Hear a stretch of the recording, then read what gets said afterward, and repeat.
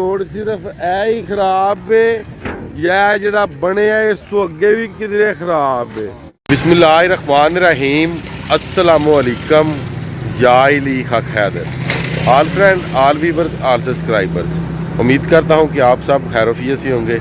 आज का व्लॉग करते हैं जी शुरू। तो आज हम आए हुए हैं जी सियालकोट टू खारियां मोटरवे के इलाके में, और इस टाइम जिस रोड के ऊपर हम खड़े हैं ये रोड डस्का से आ रहा है और समड़ेवाल को जा रहा है जी, और समड़ेवाल से जा रहा है डस्का गुजरांवाले आगे जा रहा है। और सुनने में आया जी ये जो रोड है ये 2017 में शुरू हुआ था नवाज शरीफ की हुकूमत में, और अभी तक ये जो रोड है ये अनकम्प्लीट है, कंप्लीट नहीं हो चुका। तो सुनने में आ रहा है ये जो रोड है जितनी भी कंपनियां आई हैं रोड बनाने के लिए, तो उनकी को मशीनें जिन्नात उठाते हैं, असेब उठाते हैं, उठा के एक इधर को नहर है जी मल्हां वाले वाली नहर, उस नहर में फेंक देते हैं जी। तो बड़ी हैरानकुन बात है कि ये वो इलाका है, ऐसा एक सनती एरिया है ज़िला सियालकोट के। इन्होंने सियाल एयरलाइन भी अपनी बनाई हुई है, एयरपोर्ट भी अपना बनाया हुआ है, मगर उन्हीं के इलाके में ये एक बहुत ही बड़ा लिंक रोड है सियालकोट टू खारियां मोटरवे का, डस्का से समड़ेवाल, समड़ेवाल से सियालकोट टू खारियां मोटरवे, और डस्का से समड़ेवाल, समड़ेवाल से सियालकोट एयरपोर्ट जी। तो आप सब दोस्त जितनी मेरी व्लॉगिंग की वीडियोस देखते हैं, रोड्स के बारे में देखते हैं, तो मैंने सोचा कि इस रोड की बहुत दिलचस्प कहानी है जो आपके साथ शेयर करूं। और इधर सियालकोट के कुछ दोस्त हैं वो पीछे खड़े हैं, इनसे कुछ सवाल करते हैं और उनके जवाब फिर सुनते हैं कि वो जवाब हमें क्या देते हैं। चलें जी, करते हैं जी इनसे बात और पूछते हैं कि इस रोड की असल कहानी क्या है और वो जिन्नात किस किस साइड पे वो रहते हैं जी जो ये रोड बनने नहीं जी दे रहे। क्या हाल है, ठीक ठाक हो जी? ठीक ठाक। अच्छा भाई जी ये दसो है जो रोड तुहाडा बन रहा वे ये कदों कि शुरू होए है? ये जी रोड ਵੱਡੇ ਦੱਸਦੇ ਨੇ ਵੀ ਇਹ 2017 ਦੇ ਵਿੱਚ ਸ਼ੁਰੂ ਹੋਇਆ ਵੇ। ਅੱਛਾ। ਤੇ ਹੁਣ 2022 ਚੱਲ ਰਹੀ ਏ। ਅੱਛਾ। ਤੇ ਸੁਣਨ ਚ ਆਇਆ ਵੇ ਵੀ ਵੱਡੇ ਦੱਸਦੇ ਨੇ ਵੀ ਇਸ ਰੋਡ ਤੇ ਕੋਈ ਜਿੰਨ ਰਹਿ ਰਹੇ ਨੇ, ਬੜੇ ਬੜੇ ਵੱਡੇ ਜਿੰਨ ਨੇ। ਅੱਛਾ। ਉਹ ਜਿਹੜੀ ਵੀ ਪਾਰਟੀ ਠੇਕਾ ਲੈਂਦੀ ਏ, ਠੇਕੇਦਾਰ ਆਉਂਦੇ ਨੇ।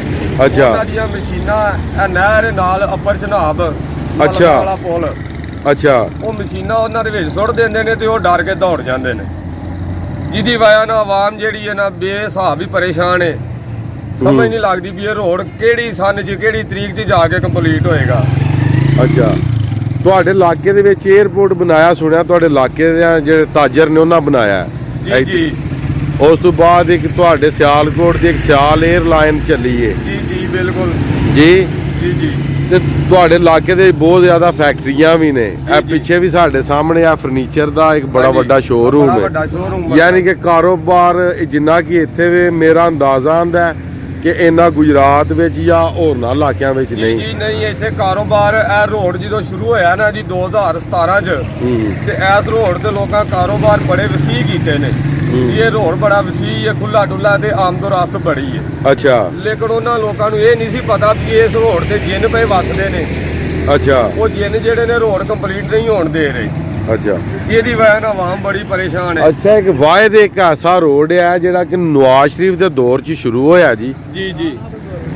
ਤੇ ਇਮਰਾਨ ਖਾਨ ਦਾ ਦੌਰ ਵੀ ਲੰਘ ਗਿਆ, ਤੇ ਕੁਝ ਬੰਦਿਆਂ ਦੇ ਬਿਆਨ ਐਸੇ ਵੀ ਆਏ ਨੇ ਕਿ ਜਿਹੜੇ ਆਖ ਰਹੇ ਨੇ ਕਿ ਜ਼ਰਦਾਰੀ ਨੇ ਵੀ ਟੱਚ ਦਿੱਤਾ ਇਸ ਰੋਡ ਨੂੰ। ਜੀ ਬਿਲਕੁਲ, ਇਹਦੇ 'ਚ ਕੋਈ ਸ਼ੱਕ ਨਹੀਂ।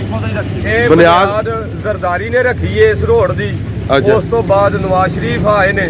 ਸੁਣਿਆ ਕੋਈ ਤੁਰਕੀ ਦਾ ਠੇਕੇਦਾਰ ਆਇਆ ਸੀ ਕੋਈ? ਜੀ ਤੁਰਕੀ ਦਾ ਵੀ ਠੇਕੇਦਾਰ ਆਇਆ, ਉਹ ਵੀ ਦੌੜ ਗਿਆ। ਅੱਛਾ। ਕਿਉਂਕਿ ਉਹਨਾਂ ਆਖਿਆ ਜੀ ਸਾਡੀਆਂ ਮਸ਼ੀਨਾਂ ਅਸੀਂ ਛੱਡ ਕੇ ਜਾਂਦੇ ਆ, ਸੁਬਾਹ ਨਹਿਰੇ ਪਈਆਂ ਹੁੰਦੀਆਂ ਨੇ। ਤੁਹਾਡਾ ਕੀ ਨਾਮ ਹੈ ਜੀ? ਇਰਫਾਨ ਅਲੀ। ਇਰਫਾਨ ਅਲੀ। ਤੁਹਾਡਾ ਕਿਹੜਾ ਪਿੰਡ ਹੈ ਜੀ? ਸਾਡਾ ਜੀ ਇਹ ਵਰਸਾਲ ਕੇ ਅੱਡਾ। ਵਰਸਾਲ ਕੇ। ਇੱਧਰ ਸਾਡਾ ਅਕਸਰ ਆਣ ਜੀ ਇੱਧਰ ਤੁਸੀਂ ਕੀ ਲੈਣ ਜਾਂਦੇ ਹੋ ਸਮੜੇਆਲ ਵਾਲੀ ਸਾਈਡ ਤੇ? ਅਸੀਂ ਇੱਧਰ ਜੀ ਆਪਣਾ ਸਮਾਨ ਸਮੂਨ ਲੈਣ ਜਾਈਦਾ ਵੇ। ਅੱਛਾ। ਫਰਨੀਚਰ ਦਾ ਕਾਰੋਬਾਰ ਕਰਨੇ ਆ। ਅੱਛਾ ਜੀ। ਤੇ ਹੁਣ ਦੇਣ ਮੁਤਮਿਨ ਨਹੀਂ ਹੁੰਦਾ ਕਿਉਂਕਿ ਰੋਡ ਬੜਾ ਖਰਾਬ ਹੈ। ਅੱਛਾ। ਗੱਡੀ ਤੇ ਮਾਲ ਇੱਕ ਦੋ ਵਾਰ ਆਇਆ। ਅੱਛਾ, ਇਹ ਜਿਹੜਾ ਖਰਾਬ ਹੈ ਰੋਡ ਸਿਰਫ ਇਹ ਹੀ ਖਰਾਬ ਹੈ ਇਹ ਜਿਹੜਾ ਬਣਿਆ ਇਸ ਤੋਂ ਅੱਗੇ ਵੀ ਕਿਧਰੇ ਖਰਾਬ ਹੈ? ਨਹੀਂ ਜੀ ਨਹੀਂ, ਰੋਡ ਸਾਰਾ ਹੀ ਖਰਾਬ ਹੈ। ਅੱਛਾ। ਇੱਥੋਂ ਵੀ ਖਰਾਬ ਹੈ, ਇਹ ਮਲਖਾਂ ਵਾਲਾ ਨਹਿਰ ਅੱਪਰ ਚ। ਇਹ ਜਨਾਬ ਹੈ ਗੱਡੀ ਵੀ ਲੰਘਦੀ ਸੀ ਤੇ ਰੋਡ ਦੀ ਵਜ੍ਹਾ ਤੋਂ ਹਾਂਜੀ ਇਹ ਉਹਨਾਂ ਦੀਆਂ ਮੂਲੀਆਂ ਥੱਲੇ ਡਿੱਗ ਪਈਆਂ ਨੇ। ਆ ਤੁਸੀਂ ਵੇਖ ਸਕਦੇ ਹੋ ਲਾਈਵ ਜਨਾਬ। ਇਹ ਵੇਖੋ, ਗੱਲ ਕਰਦਿਆਂ ਜਨਾਬ ਉਹਨਾਂ ਦੀ ਕੋਈ ਸੂਰਤ ਹਾਲ ਹੈ ਜੀ ਕਿ ਮੂਲੀਆਂ ਜਿਹੜੀਆਂ ਨੇ ਉਹ ਬੁੱਠਾ ਇੱਕ ਅੱਗੇ ਵੀ ਜਾ ਪਿਆ ਹੈ। ਹਾਂਜੀ ਵਾਹ ਜੀ ਵਾਹ, ਸੁਭਾਨ ਅੱਲਾਹ। ਗੌਰਨਮੈਂਟ ਨੂੰ ਇਮਦਾਦ ਦੇਣੀ ਚਾਹੀਦੀ ਏ ਕਿ ਮਾਸ਼ਾਅੱਲਾ ਬਹੁਤ ਅੱਛਾ ਕੰਮ ਹੋਇਆ ਜਨਾਬ ਇਸ ਰੋਡ ਤੇ, ਕਿ ਲੋਕਾਂ ਦੇ ਜਿਹੜੇ ਸਮਾਨ ਨੇ ਇਸ ਰੋਡ ਦੀ ਵਜ੍ਹਾ ਤੋਂ ਡਿੱਗ ਰਹੇ ਨੇ ਜਨਾਬ ਰੋਡ ਦੇ ਉੱਤੇ। ਆ ਤੁਸੀਂ ਵੇਖ ਸਕਦੇ ਹੋ ਜੀ। ਅੱਛਾ, ਤੁਸੀਂ ਰੋਜ਼ ਜਾਂਦੇ ਹੋ ਇਹ ਸੰਭੜੇ ਵਾਲਾ? ਅਸੀਂ ਰੋਜ਼ ਜਾਂਦੇ ਜੇ, ਲੇਕਿਨ ਸਾਡਾ ਬੜਾ ਨੁਕਸਾਨ ਹੁੰਦਾ ਵੇ ਰੋਡ ਦੀ ਵਜ੍ਹਾ ਨਾਲ। ਇਹ ਮਲਖਾਂ ਵਾਲੇ ਪੁਲ ਤੇ ਬੜੇ ਟੋਏ ਨੇ, ਫਿਰ ਉਦੋਂ ਅੱਗੇ ਸਟਾਫ ਤੇ ਭੋਲ ਵਾਲਾ। ਅੱਛਾ, ਤੁਸੀਂ ਫਿਰ ਦੱਸਦੇ ਸੀ ਕਿ ਇੱਥੇ ਟਾਇਰ ਕਾਫੀ ਜ਼ਿਆਦਾ ਪਾੜਦੇ ਨੇ ਗੱਡੀਆਂ ਦੇ, ਉਹ ਕੀ ਗੱਲ ਹੈ ਜੀ? ਇੱਥੇ ਜੀ ਟਾਇਰ ਬੜੇ ਪਾੜਦੇ ਨੇ, ਇਹ ਵੀ ਗੱਲ ਦੀ ਸਮਝ ਨਹੀਂ ਆਈ ਅੱਜ ਤਾਈਂ ਵੀ ਇਹ ਰੋਡ ਠੀਕ ਹੈ। ਉਸ ਤੋਂ ਬਾਅਦ ਭੋਲ ਵਾਲੇ ਟੋਏ ਨੇ ਬੜੇ ਵੱਡੇ, ਜਦੋਂ ਬਾਰਿਸ਼ ਪੈ ਜਾਂਦੀ ਏ ਅੱਛਾ। ਉੱਥੇ ਕਈ ਚੰਦ ਗਾੜੀਆਂ ਉਲਟ ਗਈਆਂ ਨੇ। ਅੱਛਾ, ਭੋਪਾਲ ਵਾਲੇ ਭੋਲ ਵਾਲੇ ਟੋਏ ਨੇ ਜੀ ਬੜੇ ਵੱਡੇ। ਇੱਥੋਂ ਤੇ ਰੋਡ ਆ ਬੜਾ ਸੋਹਣਾ ਬਣੇ ਆ ਜੀ। ਇਹ ਇੱਥੋਂ ਜੀ ਅੱਗੇ ਅੱਪਰ ਚੜਾ ਦੇ 1 ਕਿਲੋ 2 ਕਿਲੋਮੀਟਰ ਤੇ। ਅੱਛਾ। ਉਸ ਤੋਂ ਅੱਗੇ ਫੇਰ ਟੋਏ ਹੀ ਟੋਏ ਨੇ।